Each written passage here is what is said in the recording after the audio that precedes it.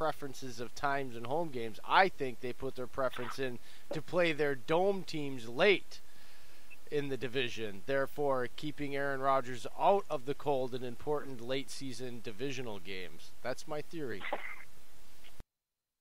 I wouldn't put that past the league to do that for Aaron, because next to the quarterback who shall not be named, I think they really prefer, to help Aaron out a little bit. Well, I have no sources on that. I have no sources on that, but it's been too many years in a row. It's just not the last 2 years. I've been paying attention to this. It's not coincidence. Hey, sidetrack rabbit hole. Have you guys seen the first 8 games for the Patriots? It's ridiculous. They're going to be 8-0 until they play the Ravens. They have such an easy schedule, and I kind of agree on that theory now, Jay.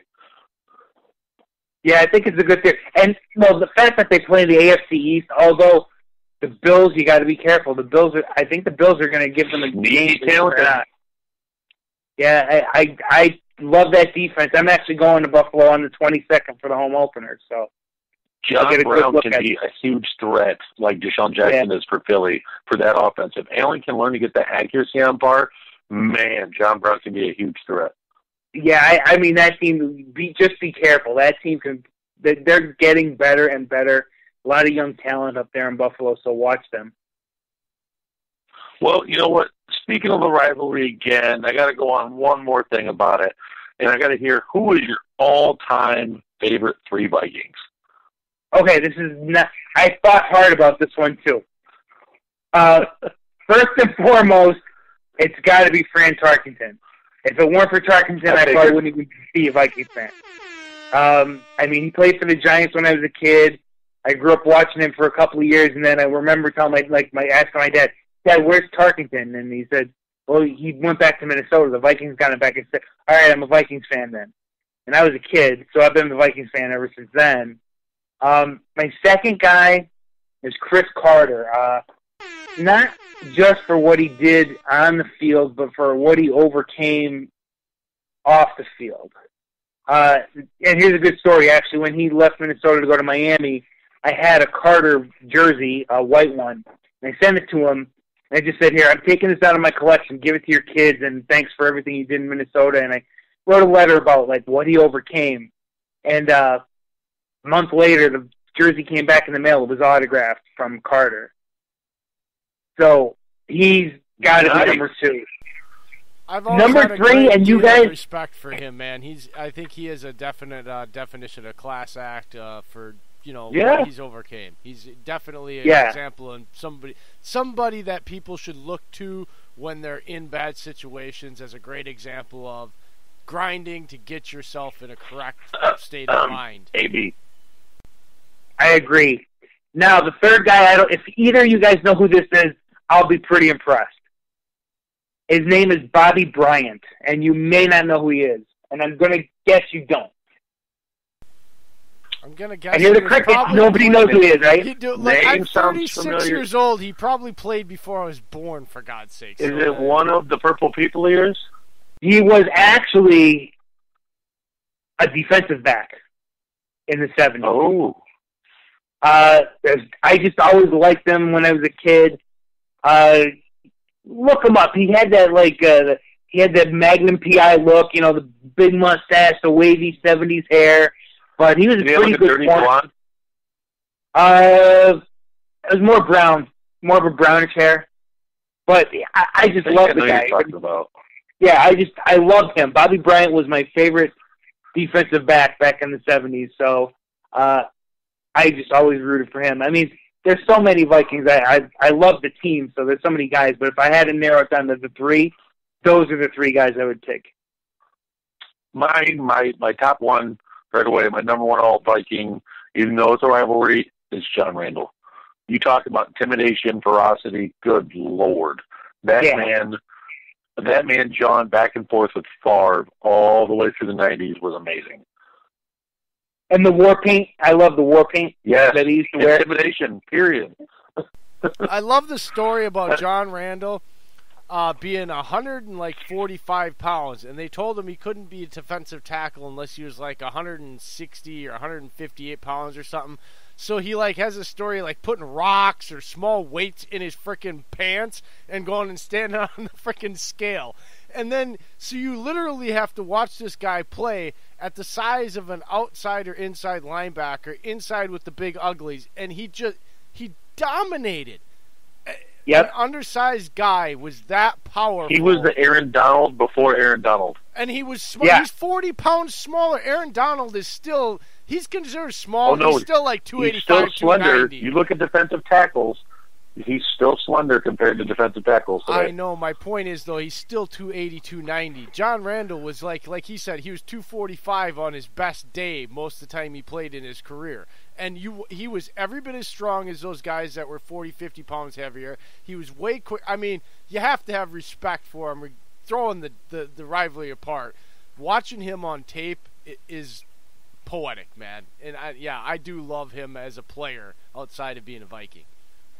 Well, who's your favorite Packer that you watched, even though you hated playing, but you still had respect for him, and he's kind of your favorite guy to watch whenever you played the Packers? Well, this is going to be real easy, because in 2009, my favorite Packer took us to the NFC title game. Oh, Jesus. It's got to be Brett Favre. Has to be Brett Favre.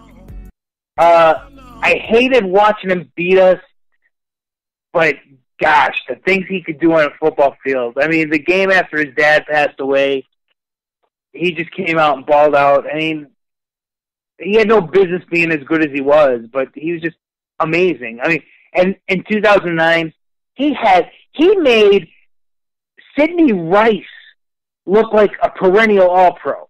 Sidney Rice got a big deal from the Seahawks because of that year. So, hats off to Brett Favre.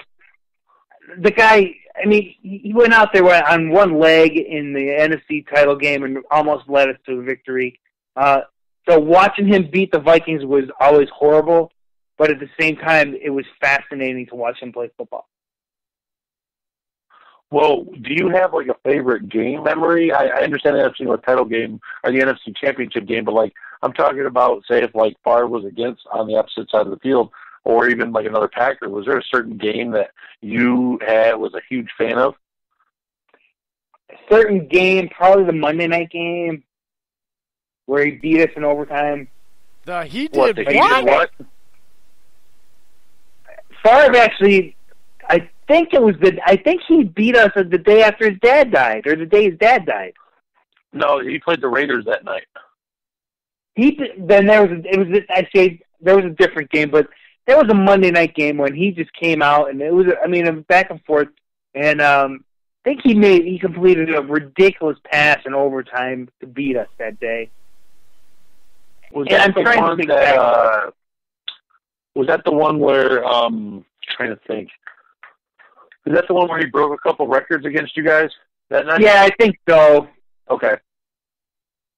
That's one. I always like touchdown pass to Greg Jennings, and it gave him the all-time touchdown record. Yeah. I mean, if I'm going to pick a game where we didn't beat you, that's the game. Picking ones that we did beat you, they were all great. My favorite one is probably the one where they called the fumble on the ball. Rodgers threw sideways for the scoop and score. Well, you know what? Moving on from past, current, I got no. It's I don't want to cause you any more harm emotionally, JB. The current Vikings. You know what? Dalvin Cook looked so good last week, and he did it with a bad O-line performance too, which shows how talented he is. And I know the Packers defense is excited to face him, but do you think guys like Garrett Bradbury, who kind of had like a bad rookie debut showing, and Riley Reef, who's getting beat off the edge, do you think they kind of rally this week, knowing that the Smith brothers that the Packers picked up and Kenny Clark is coming to town? Or I think this offensive line just needs some time to gel. You don't really get that in the preseason because your starters aren't out there enough, and this team is. You've got, O'Neal, who is really, really athletic, is only in his second year out there. Josh Klein, who you just picked up from Titans, is getting used to the scheme. Bradbury, I love this kid. He was my first round pick in a mock draft I did. He's a smart kid. I like what he did in college, so I think he just needs a little bit of time to mature out there. And, playing the Packers in week 2 is not easy when you have an offensive line like that. But if they stick with the run, Cook just needs a crack, and he makes things happen. Just a break of daylight, and he's gone. I mean, that's it. They threw the ball only 10 times because they didn't have to throw the ball more than that. I watched the game, and I was still worried about pass protection. I don't think it was great when they had, when they did pass. I don't think the pass protection was great, but they can get by for a little bit as long as they just block, give Cook that little bit of room. And I'll tell you what, Madison, the kid we drafted out of Boise State, yep, he had some nice runs in that game. So these two guys, you don't have to give them a lot of room. I'm worried about pass protection, though. If the Vikings have to throw a lot in this game, it's going to be scary. But, like I said, hopefully it'll be another game where Cook can run the ball about 20 times. Averaging 5 yards a pop is pretty good. And the defense, if the defense gets a couple of turnovers, they'll make it easy for us. That was really how we beat the Falcons. Obviously not the passing game. It was really, the defense was opportunistic, put us in good field position, and Dalvin Cook was just phenomenal. When that kid is healthy, man, he hits holes and he hits them hard and fast, and that's fun to watch as a Vikings fan. Well, that's the thing. I mean, I watched the All-22 tape. I watched a good chunk of it, even just in the first and second quarter, and man, that's the thing. Bradbury was one of our top prospects on our draft board, right, Jay? Yeah, he was one of our top ones. It was him, Jenkins, Lindstrom, and Dillard for our line. And it's like, man, welcome to the NFL, kid. Here, you got to face Grady Jarrett, who's one of the best young up-and-comers, and then you got to face Kenny Clark, who's considered a top 3 defensive tackle in the league now. Well, and here's the problem, and here's where I'm going to be the wet blanket, because I watched this game, and there's two issues I have with the hype behind this game and everything that's going on. The first one is everybody's picking the score to be way too high, and quite honestly, JB, I think it's going to be a defensive game again.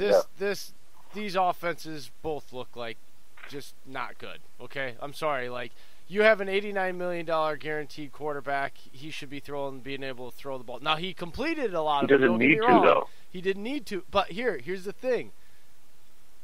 That offensive line was not going against that defense overall. Has a couple of good players that have flashes. There's nobody really solid consistently on that. Grady Jarrett's the only solid guy on that line. And that's one guy. This defense isn't going to give up triple coverage balls that are lollipopped and let the receiver get it. There's the coverage is so much. I can basically look for the first time in a long time, JB, and your offense doesn't scare me this year. Because there's no holes on my defense. I can literally match up each one of your weapons with at least 1, 2, or 3 guys that I can pick to line up and win a majority of their battles. And I don't even need them to, because our front 7 is just so versatile and deep. It's absolutely nuts. It's the first time. Anybody that thinks this game is going to get over 24 points on either side, I think is crazy. It's a divisional game. And the offenses, neither one. Our offense looked like crap. I'm not even.